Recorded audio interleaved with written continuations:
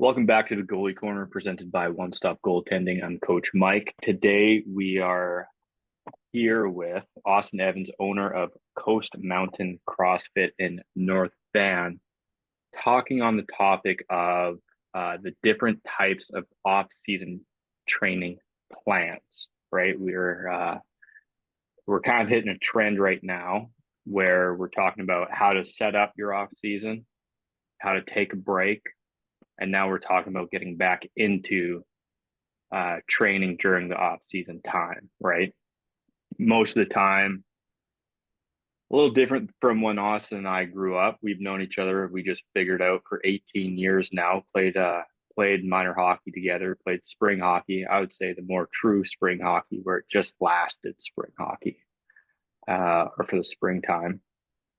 But now we're talking about how to go about training off ice smart and efficiently, making sure that we're peaking at the right times and we're building up the correct muscle groups instead of just doing normal back squats and stuff like that have kind of been aged out, in my opinion.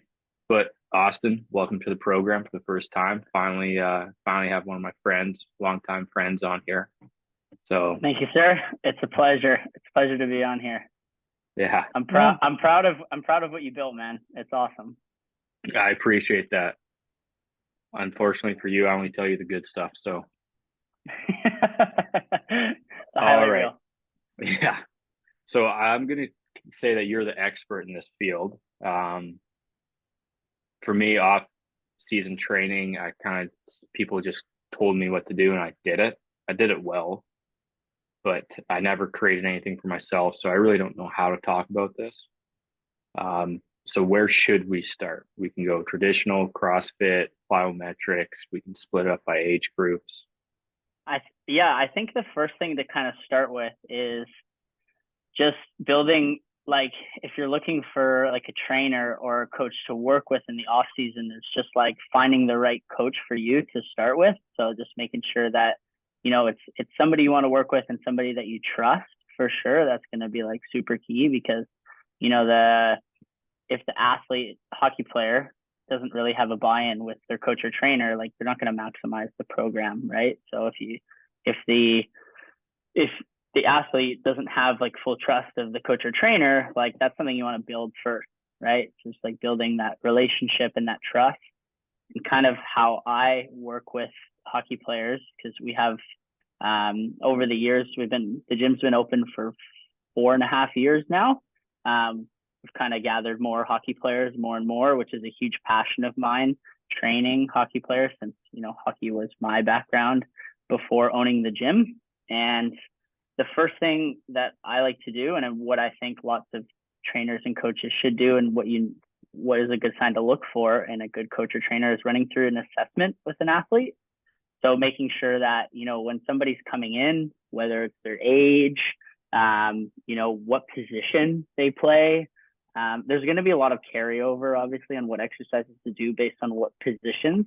But the thing that I really like to start with is an assessment with the player. So like, where their strengths and weaknesses lie, right? This is really going to help develop a plan for them in the off season. Is like,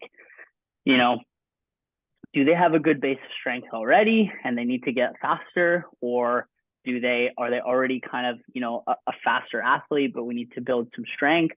Like, those are kind of one of two ways that you can go for sure. So the first thing that we kind of dive into at the gym, and what is a good sign for building a good off-season program and a plan moving forward, is assessing the athlete first and kind of seeing what we need to work on in the summer.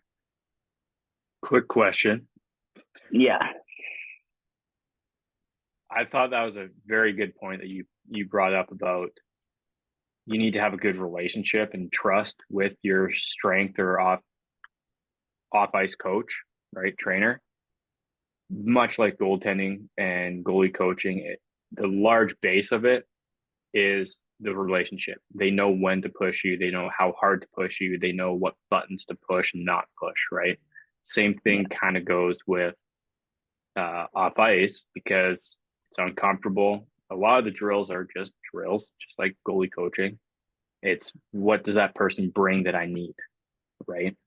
So I know when I was going through it, I kind of stuck with one person.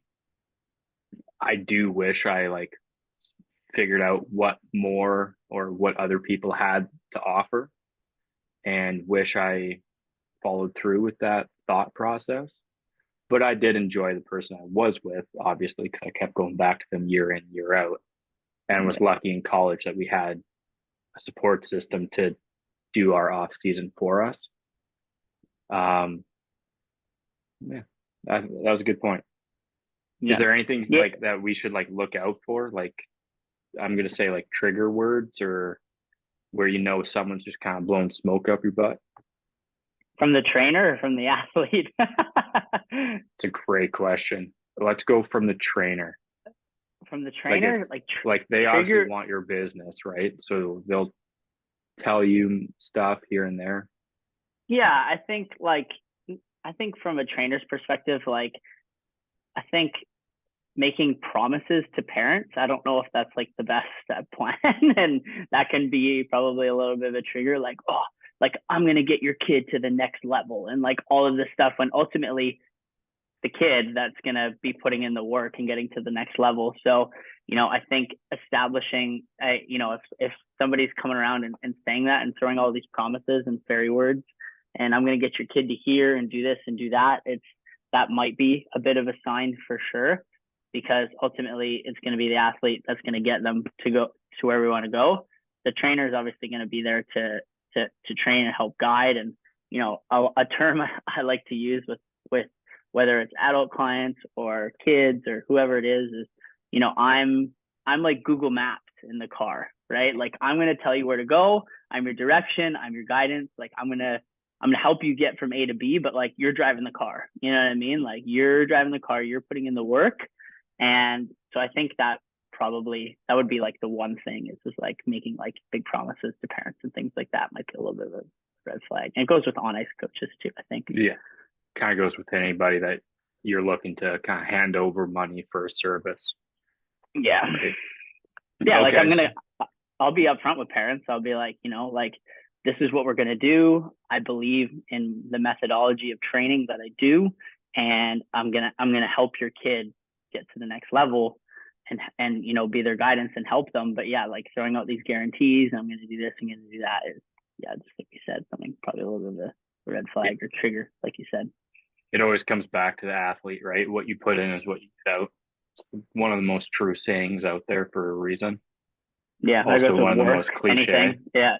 Yeah. Yeah. All right. So let's get right into, or let's get back onto track a little bit. This is how the podcasts normally go. Hit a detour, come back, hit a detour, come back. Speaking of Google Maps, yeah. Yeah. Yeah. Take a left, take a right. Oops. Um, let's start with how young should people start actually taking training seriously? Yeah, that's a big question, right? And I think it depends on the maturity of the athlete a little bit, but as well as um yeah, I've been back and forth on this for a little bit too. And I don't know if there's like a set number of age, but I do think around that, 12 to 13 years old is where, you should start thinking of doing some off season training. And that is the age where, now, obviously when we were playing hockey, hitting was a lot younger. And now that's, Mm-hmm. that's kind of the age when hitting is starting to come into, it's obviously delayed now, the age group of when hitting begins in minor hockey and stuff like that. And so I think definitely, around that age is a really good time to start, building some off season training and, getting a bit stronger and, having better balance and speed to help you get to the next level. Would that original off-season training be? I get this all the time. It's like, oh yeah, my son started working out at the home gym. Yeah, he's done like bicep curls. He can do 20s now. I got him running on the treadmill, 5K every day. It's like, cool. I don't see how that helps at all. Yeah, you got to do sport specific training for a sport that is very specific with that. So coming into a gym, talking to an expert, somebody that's done it before, somebody that knows how to build a training plan and specific movements that are going to be right for the individual is going to be super important. Super, super important. I'm kind of along the lines of I loved how we started taking the off season training seriously. Yeah. We were part of a program, I think it was called Youth on Weights or something like that. Yeah.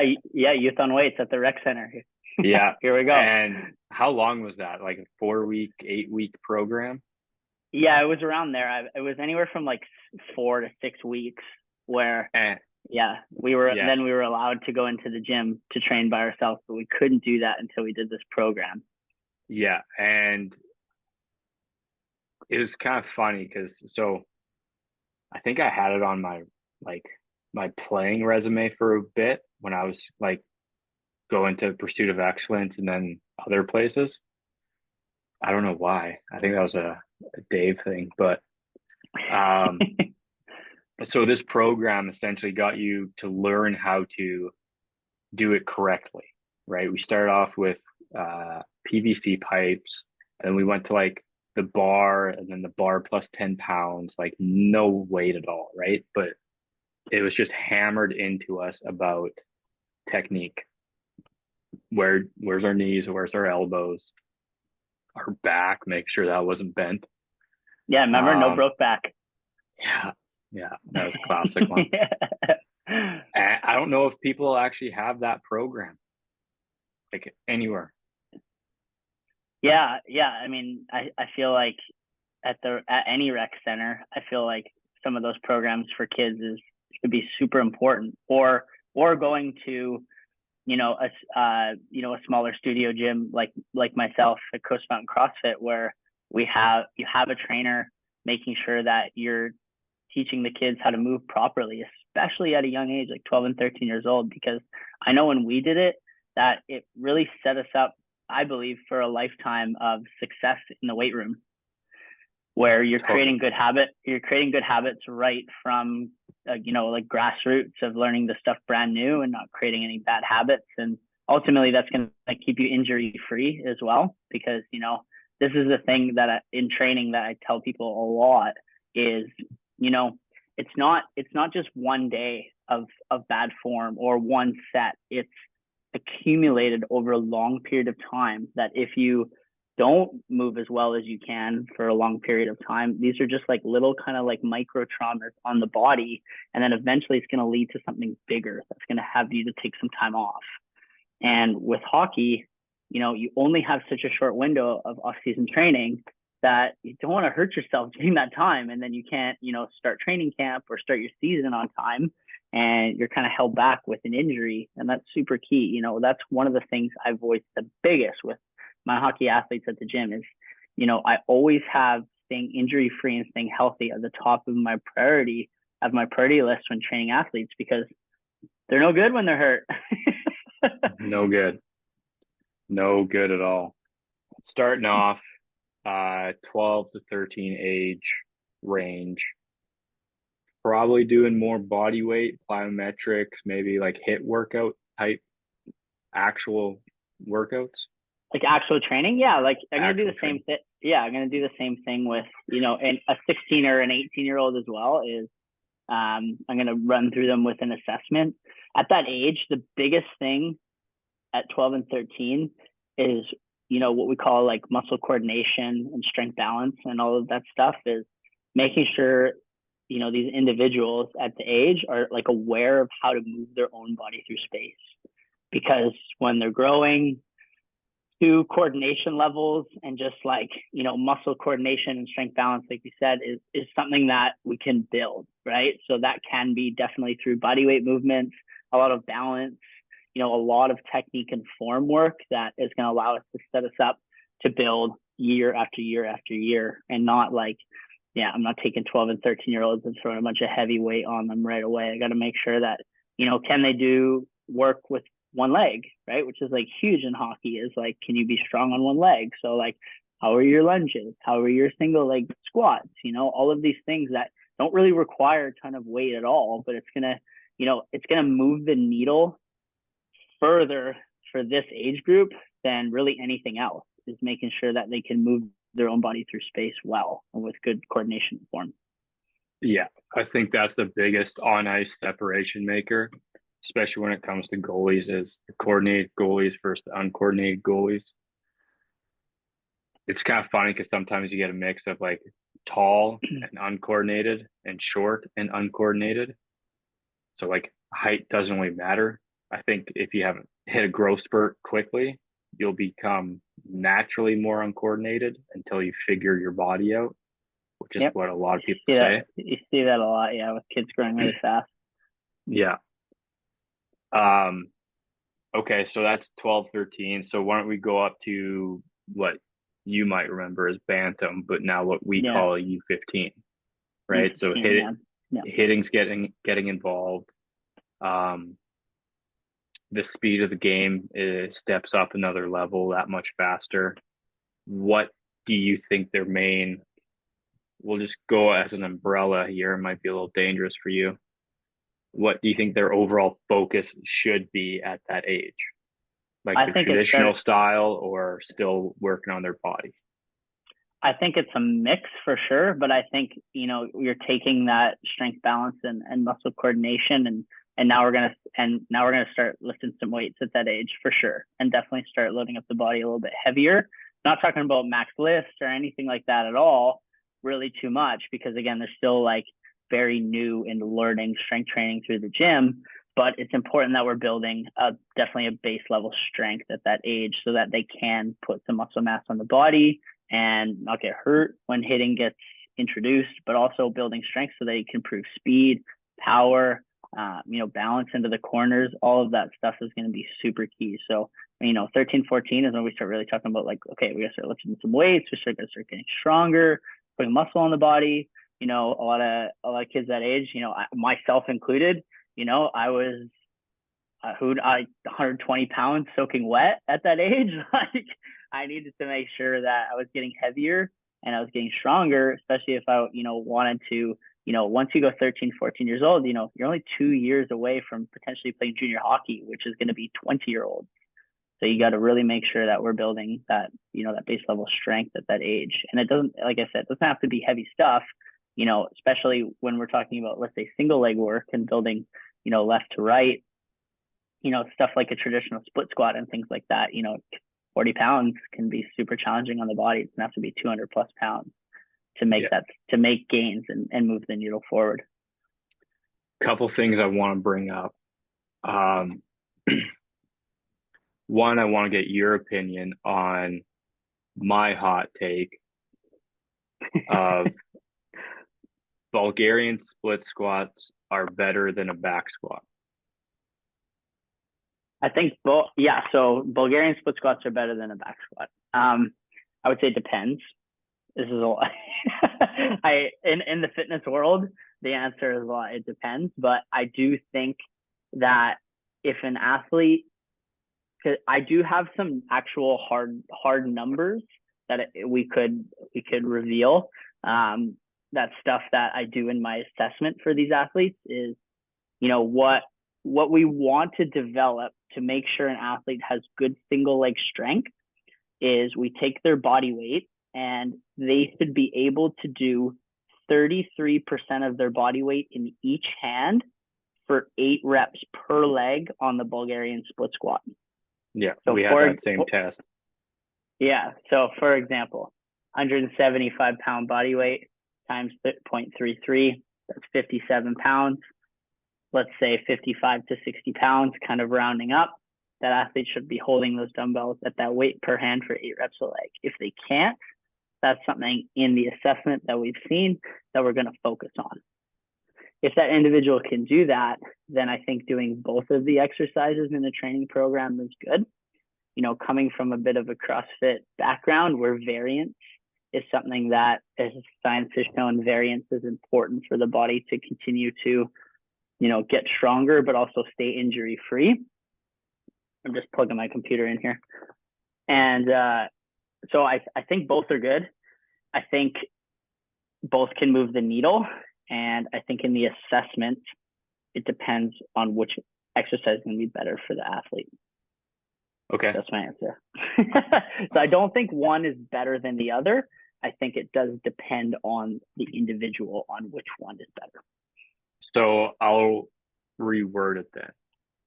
At a certain weight that you're pushing, it's safer to do the Bulgarian than it is to do back squats. Only reason why I'm saying it is because in college, we were told that, like, if you come to our gym, don't ever let us see you put a bar on your back unless you're doing single leg.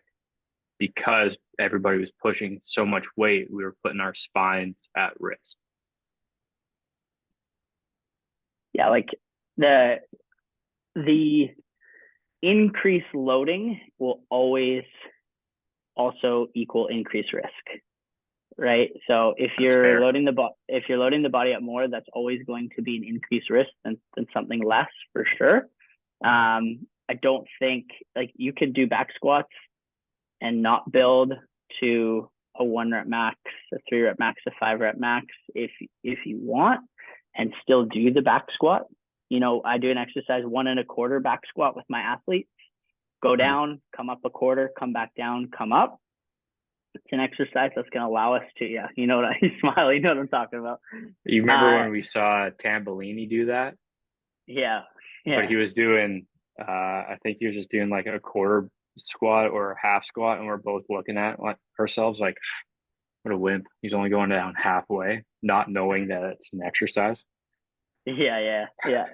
But yeah, like that variation of a back squat is going to automatically reduce the load and what's on the bar, because it's going to be more challenging. And another way to build lower body strength and speed in that form. So I think switching up the variation of the back squat with a bit of a different style, adding some tempo, things like that. So slowing it down can be a way to reduce the load through the body, but still make it very challenging. And it's important we make our exercises challenging in the gym, because that's going to be a way for us to improve and get better. Yeah. Okay. So don't be a hero, essentially, and put too much that your body can't handle. Yeah, especially, like with a sport like hockey, like, we're not testing a 1 rep max. They're not testing a 1 rep max back squat versus a sport maybe like CrossFit or Olympic lifting or powerlifting, where the weight you have on the bar matters, whether you win the gold medal or not, right? So versus hockey is, the weight on the bar isn't going to get you the Stanley Cup or not, or fill in the blank, right? Get you to the next level. So different variations of strength exercises and changing up range of motion, different patterns, different speeds can still make the exercise challenging, but reducing the load that the body is taking on a weekly basis. Hopefully I was pretty clear with that, I think. I think so. I think you nailed it. Way to stay neutral.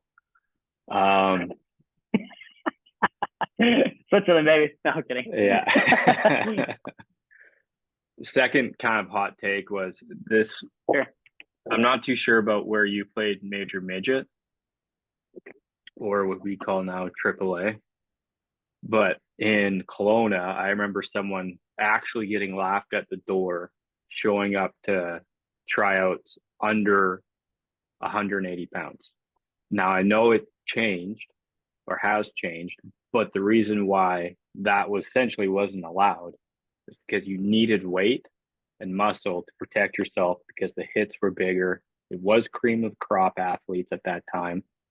And it was a way for a simple assessment of, can this person's body withstand the immense pressure it's about to be under, right?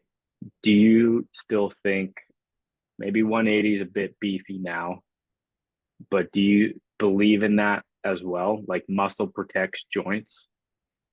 I do believe muscle protects joints from, if you have a little bit more increased muscle mass in the body, it's obviously going to be a factor to potentially, reduce some injuries, but I don't believe a certain body weight number is Yeah, like that's Body definitely the it's that's old it's school an thinking for interesting, sure. yeah, that's definitely an old school thinking. I mean, there's so many players in the NHL that, do not have a lot of body weight on them, and they're super successful. And it totally depends on the type of player they are, for sure. I mean, for myself, I made junior A at 16 and I weighed 140 pounds when I made the team, Yeah, but you're which is five crazy. four. Yeah, of course. Yeah. Yeah. And it Yeah, also depends on height. But yeah, there's definitely, yeah, the game's changed for sure with that. It's faster, there's less hitting.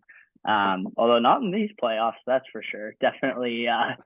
But you not a lot still of see it. shots either. Yeah, you still see it, especially on the back end, on the defense. You still see the teams that are winning. They have big defense, right? So I know that it's crazy. Like, during the regular season and stuff, you see all of the lighter players, and then you get to the playoffs, and yeah, it just seems like, Disappear. especially this year, it seems like the big defense are doing quite well. So yeah, I guess, sorry to get back on track there. You're rubbing off on me, Mike. Yeah, Google Is Maps ain't working anymore, man. Yeah, I think you don't need a certain body weight number in order to make a hockey team or even determine that you're a successful hockey player. I think strength training is needed for every athlete, and what that looks like as far as like a number on a scale and things like that, I really don't think that matters. Ultimately, it comes down to how you perform on the ice. Yeah, and that body mass will help you protect your joints from the bumps and bruises. And um, if hockey's physical and it's a long season compared to some other sports, right? Like a little bit Do you more muscle isn't going to hurt. do you think that matters less for a goalie? I think it matters more for a goalie, to be honest with you. A lot of the Body goalies weight? that, yeah, not, you don't need to be a beefcake, but a lot of goalies that are constantly injured with groin, hip flexors, shoulders are usually the skinnier guys. Yeah, crazy mobile, and that's all good. But you can be mobile and still a little thicker, focusing, in my opinion, on the accessory muscles more than the dominant muscles to help prevent those types of injuries. Every goalie's going to have a groin tweak. Every goalie's going to have a hamstring tweak. Can you get back quicker and stronger? Right? Rehab is phenomenal at kind of pointing out, hey, I could do this 2 or 3 times in my normal workouts when I'm not injured to prevent that injury from happening again, in my opinion. Absolutely. Yeah. Right. Mm. I think I was pretty lucky with the injuries that I got. I got 2 knees, which is a bummer, but one was a freak accident. The other one was just wear and tear. Couldn't have done anything about it. Hips are fine. And I think it's because as soon as my first knee went, which was the freak accident, I really started focusing on not how I was doing stuff, but what I was doing in relations to the heavy uh, weights and stuff like that. Right. So I was always really good conditioned. I was always strong, but there's more muscles than your quads, hamstrings, and butt. Right. So I really started focusing on band work and um, kind of started taking off weight for the bigger muscles and building a more cohesive unit of lower body, right? So Yeah. my groin, Strength balance. yeah, so like my groin never went in college. My hamstrings, I think maybe once it was strained because I got hit, and quads are have always been fine, right? So I was pretty lucky. I don't think it was luck though, Yeah. but that's me. So I also had tree trunks. And my first knee injury, I had no ACL or MCL, like 100% detached.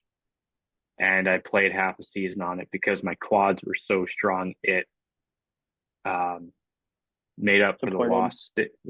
supported and made up for the lost stabilization and blew Yeah, the doctors away. And I was like, great, you guys misdiagnosed me. I'm blown yeah, it's away too, crazy. right? Yeah, yeah. As far as what, yeah, I mean, my career going from junior or going from major midget to junior to college, like I almost had no injuries, which was crazy. Like, and I do think, and I was an undersized guy that wasn't afraid of physical play either, as you know. It was pretty. Yeah, I was looking back. I'm like, I don't know. I was probably definitely a little bit of luck, but as well as obviously I attribute that to a lot of the training Right. and building strong muscles and strong ligaments and all of that stuff through training that allowed me to, didn't have any tears or anything at all. I mean, I had a light concussion that happened in practice, which was just like Yeah. a freak accident, kind of just like fell out from underneath somebody, and a little bit of an ankle thing, but that was like going into a post, which was like, driving in, a little bit of a sprained ankle, but just taped it up, good to go. Classic hockey player. Yeah. But yeah, so Walked it it's off. I guess from what we just said, long story short, is the gym can help you prevent injuries. And there's just stuff that it's not saying that you're never going to get injured. When you push the limits in anything in hockey, that you always run that risk. But if you can try to prevent it from training in the gym, like we might as well. The one thing I've really enjoyed saying this whole season is be proactive with the injuries and don't be reactionary.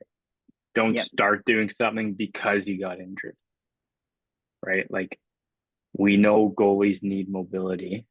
Hips are a big part. Start doing hip mobility, Yeah. right? And We if know, you have a good trainer and coach, they're building that into the program already for you yeah, with we call it accessory work. yeah, exactly, right. I just call it accessory muscles Yeah. because it's kind of the ones that get forgotten. But getting off topic or have been off topic now for a good minute. Um, to wrap up this little segment, like for goalie specifically, you need wrist mobility, shoulder mobility, lower back and upper back mobility, hips, and ankle mobility, right? There's 10, 15-minute videos online that show you all of it. Some of the stuff's a little goofy looking. Don't have to do it, but just start, do it for a week, see how you feel, and then I'm gonna tell you you're probably feeling good, and then you should probably just keep doing it. And you don't have to do it every day, right? It's a constant, like what Austin said it's at the beginning. it's It's consistency. constant consistency. Build that habit. Anyways, all right. I don't think we need to talk too much about U15, U18, or we've already talked about U15, but U18, like you should have somebody set in place. That person should know what their focus is, right? I think you and I can both agree you need a strong lower half of your body to be a good hockey player in any role and situation. If the person's building you like a football player, it's probably the wrong person, right? Yeah, there's obviously carryover exercises, like, Yeah, squats, but again, deadlifts, it's yeah, the overall program. Yeah. yeah. It was crazy because second year in college, we had a change in off ice guy, and the off ice guy was a football guy, and the whole hockey team ended up coming back from the off season looking like linebackers. Like we were all just big, beefy. Like it was a slow season, and then we switched it, and the other guy now, the guy that we had the last 2 years, actually works for the Bruins, which is kind of cool. Oh, sweet. Yeah, they're out, so Canucks are safe. Um, so let's go into the differences between a traditional gym workout right? You're doing 3 sets, 10 to 15 back squats, whatever, push pull days. Um, let's go. And then CrossFit. And then I think I said plyometrics, or I don't know. Like Is there sports another one? specific training? Yeah, let me pose a question actually before we get into this. Sure. You not being a goalie guy, I know you're Mr. Unbeatable in road hockey, and I've come to terms with that. But Good road hockey goalie. a fantastic road hockey goalie. Is there, should these people be training as athletes or as goalies during the off season? It depends on the. Here we go with the depends again. It depends on the age, right?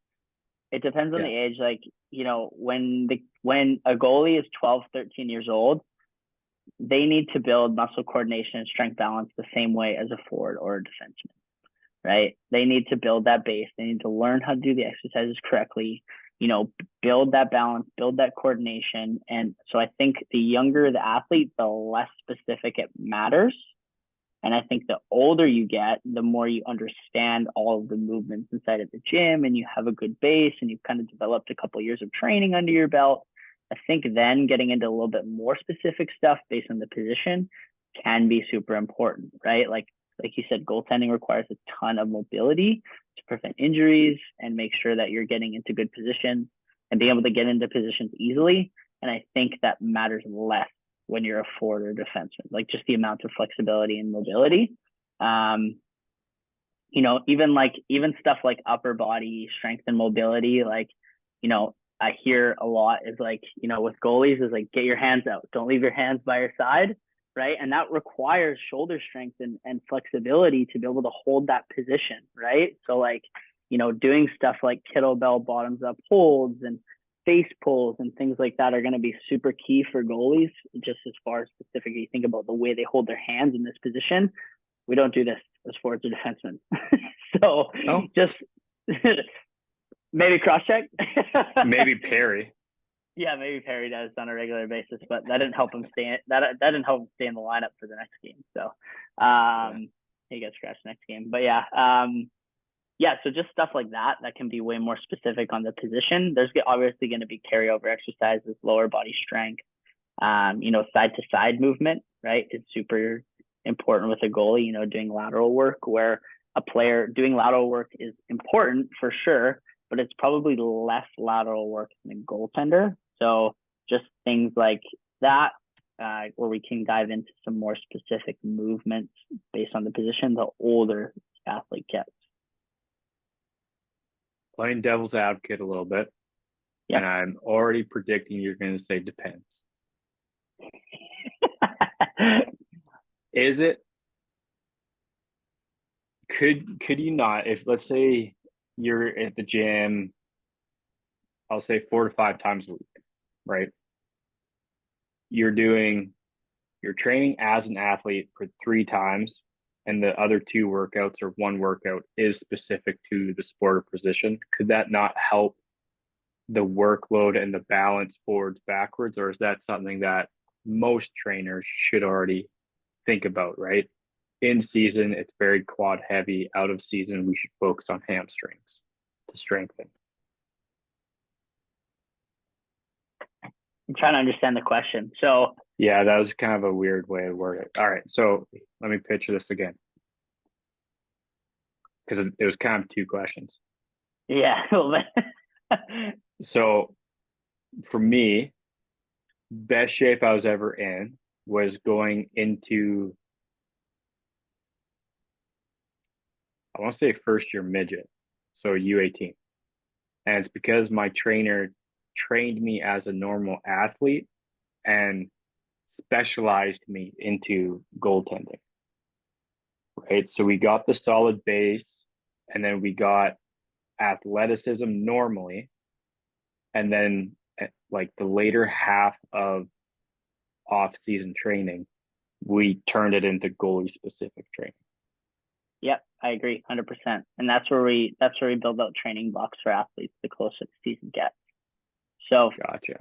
yeah, so no, you're 100% right with that. So taking an athlete and definitely more general stuff the further away from the season is, right? Build some strength, mostly building strength, and then as you get closer to the season, taking that strength and let's turn it into speed, right? Let's turn it into the specific movements and ranges of motion that's going to be required for the sport, just like you said. So I'm 100% in agreement with you on how to build that in that training block for sure.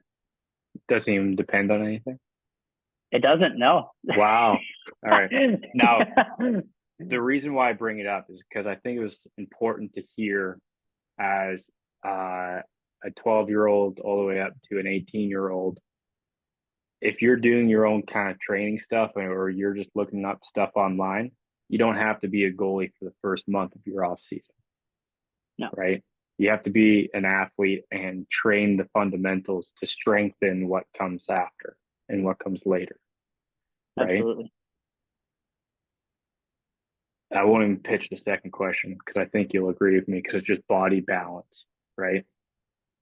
But again, hit a detour. Okay, what's the difference between traditional weightlifting and workouts and CrossFit? Because I'm sure you've been asked this 1,000 times. I'm sure you got a polished answer. No pressure. And don't you dare say depends. So you have your tradition, like if you think about just going to your traditional gym, typically what people are going to do, there's going to be lots of machines around. They're going to do 3 sets of 10 on this machine. They're going to go over 3 sets of 10 on this machine. They're going to go over to the dumbbells, do 3 sets of 10 there. And then kind of once that, strength circuit that they're going in the gym is done, they'll go to the cardio room and hit some cardio, whether that's like on the bike, on the rower, on the treadmill, whatever it is. And then they stretch and they're done for the day. So it's kind of very separated versus CrossFit training is taking kind of the traditional and making it untraditional in the sense that if we think of deadlifts and we think of running, CrossFit's going to put them together in the same workout. It's going to create a very different stimulus body versus doing sets of deadlifts and then doing intervals of running separately is going to create a different stimulus on the body instead of, hey, instead of 3 sets of 10 deadlifts and 3 sets of 400-meter run, let's do 3 rounds, 400-meter run, 10 deadlifts together, for example. And it's going to create a very different effect on the body.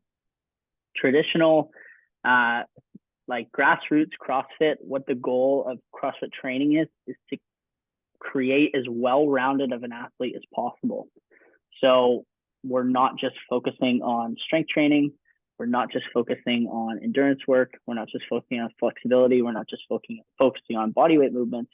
We're having all of that into one program so that you are creating as little weaknesses as possible for yourself so that if you need to lift something, go run really fast, touch your toes, put your arms over your head, whatever it is, you're ready for it.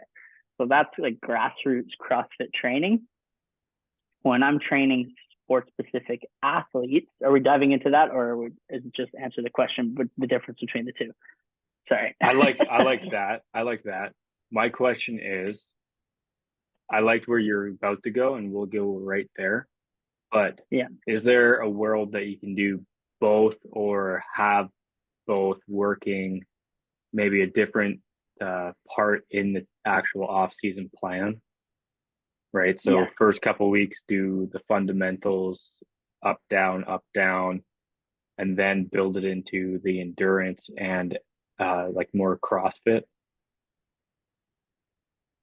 Yeah. So like CrossFit still has traditional gym training in their program, right? Like we're still doing our 3 sets of 10. We're still doing bodybuilding. We're still doing weightlifting. We're still doing Olympic lifting, all of that stuff.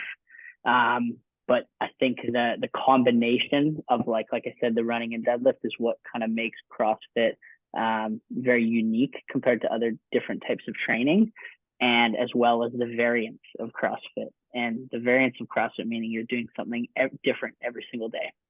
and we're working different ranges of motion and different weights and different sets and all of this stuff, which is also different from traditional training. There is a world where you can do both for sure. What I do with my sports specific athletes is I will take early in the off season and do more traditional stuff for sure. Build a base level of strength, you know, really kind of maybe slow things down a little bit, you know, especially coming off of a long season. Maybe you're beat up with some couple injuries, depending on kind of how your season went, but also just, you know, you just came off of a long season, take a little bit of time off. Like you kind of said in the intro of the podcast, you know, take, you know, 1 or 2 weeks off, like let your body, you know, recover from the season and let you get like hungry to get into the gym as well. That's super key and not lead to burnout. And then starting with that traditional style training, which is what I like to do with my athletes. Slow things down, build a base level, and then from there, when you get closer to the season, again, also, where does the athlete have strengths and weaknesses? Building in some of that, you know, CrossFit style training closer to the season is something that I will do. But the thing with CrossFit is the grassroots of CrossFit is variance. So there's lots of different ways that you can use CrossFit training with your athletes. Sprinting is part of CrossFit. Sprinting, you know, with the fact of the grassroots, again, kind of going back to the methodology of CrossFit is being as well-rounded as possible. So it's not just working like long endurance work. Sprinting is a part of CrossFit training as well. And so, you know, taking hockey specific athletes, you know, making sure that they are doing those sprints and getting into that energy system is going to be super key, that they can build up their specific conditioning for their sport. Makes sense to me. When you lay it out, it makes sense. I do this to parents and things like, this is the plan. This is where we're going. This is how we're going to get there. And that's how you're going to be set up for when training camp starts, whether it's in August, whether it's in September, obviously depending on the level that you're playing, for sure. Yeah. All right. I don't think I have any other questions. Do you think we've hit everything? I think so. Yeah, we talked about the different age groups and what that training looks like. We talked about planning out your training for the off season. I think the big takeaway is you got to have a plan. You got to have structure. You got to know, like, okay, when's my off season training start? When does it end? When am I going into the season? How do I lay that out? What does my schedule look like? Training 4 days a week? Am I training 5 days a week? You know, how does that work with your schedule as well? And ultimately, from there, if you work with the right coach and trainer, you're going to be set up for success. Last question. This is for the parents. For the parents, here we go. For the parents, do they need to pay a trainer to be around every time their athlete works out? Good question. Do I have to go with it depends? I think it depends on the age of the athlete. I think younger, you need more eyes on you for sure, because they're not as aware of their body and how they're moving through space. So younger, more eyes for sure. But also the younger the athlete, the less frequent I believe they have to train. So I think somebody that's 12 years old has never stepped foot in a gym 3 days a week. That's fine. They're going to move the needle 3 days a week. Could they also be like sent home with like home workouts that's more body weight? They could, for sure. Yeah. I run an app where, you know, there's demo videos and all of those things. If they have that equipment at home, for sure they can. And then the older the you know, the athletes and the hockey players, the less eyes they need to have on them. A lot. What I do is some of my older hockey players, I have 5 days a week training, 2 in person, 3 on their own. And I found that is a pretty good mix where we're visiting, because I also eyes on the athlete is super important, because they can write what they did and how they felt, but when you're actually seeing it in person, can be different, right? So Yeah. Eyes on is important. The older the athlete, probably less eyes on. The younger the athlete, more eyes on for sure. All right. If There it people is. have questions, where can they find you at? They can find me at coastmountaincrossfit.com. So that's our website, and that's for the gym. We do obviously CrossFit style training, but we do sports specific athlete training as well. And in my Instagram, or our Instagram, Coast Mountain CF. That's going to be another one. Or just search Coast Mountain CrossFit up on Instagram. It'll pop up. We got the geometric whale logo. It's a really good one. It is. and yeah, that's the best place to find us. And then if anybody is in the Vancouver area that is interested in, having their kids come in for, even if it's just an assessment, or looking to do their off-season training at the gym, you can send me an email or a message on Instagram, or an email through the contact form on the website is another great way to get a hold of us. Perfect. Awesome. Well, Austin, thanks for jumping on. Probably have to do it again now. Yeah, That's kind of the way it all works here. Yeah. A guest once is usually a guest 5 times. So awesome. Everybody else, you can thanks for listening and tune back in next week.